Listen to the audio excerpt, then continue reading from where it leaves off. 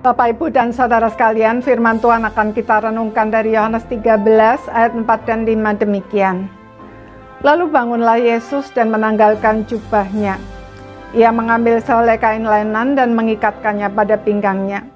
Kemudian ia menuangkan air ke dalam sebuah basi dan mulai membasuh kaki murid-muridnya, lalu menyekanya dengan kain yang terikat pada pinggangnya itu.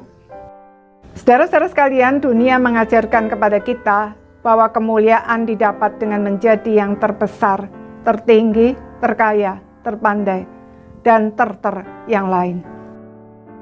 Akibatnya banyak orang menghabiskan seluruh hidupnya untuk mengejar semuanya itu, hanya untuk mendapati kenyataan bahwa rasa puas setelah berhasil mencapai tahap tertentu hanya bertahan sebentar saja.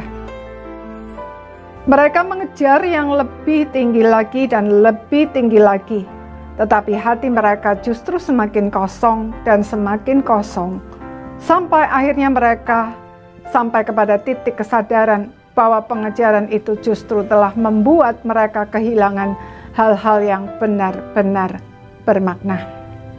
Sayangnya, kesadaran itu seringkali datang terlambat. Murid-murid Tuhan Yesus tidak jauh berbeda dengan kebanyakan orang tersebut. Mereka meninggalkan segala sesuatu dan mengikuti Tuhan Yesus karena mereka berambisi untuk mendapat posisi penting dalam kerajaan dunia yang mereka pikir akan Tuhan Yesus dirikan.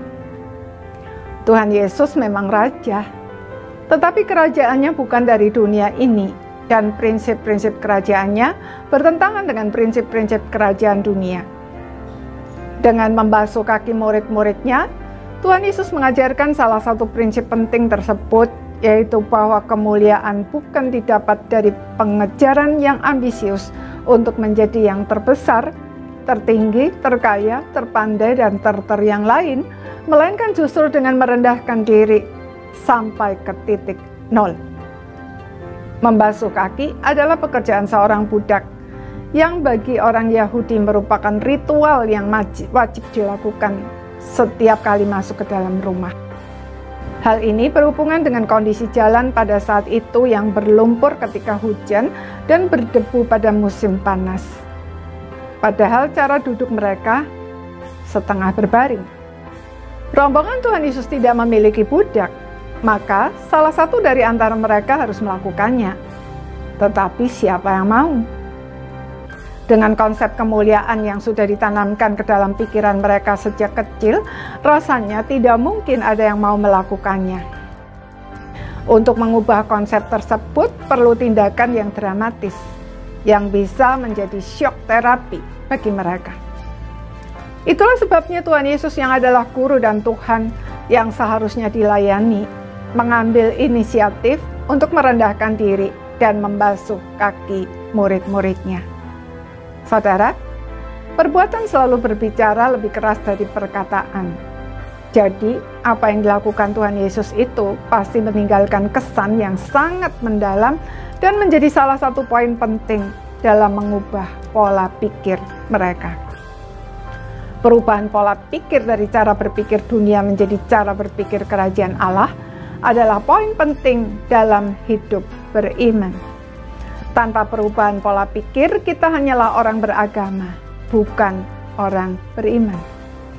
Karena itu, marilah kita membuka diri terhadap pekerjaan Roh Kudus, agar kebenaran firman Tuhan yang kita pelajari bukan sekedar menjadi teori yang tidak kena mengena dengan kehidupan kita, melainkan menghasilkan perubahan pola pikir yang berdampak pada perubahan perilaku menjadi semakin serupa dengan Tuhan Yesus.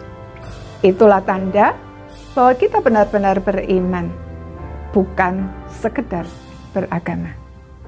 Amin.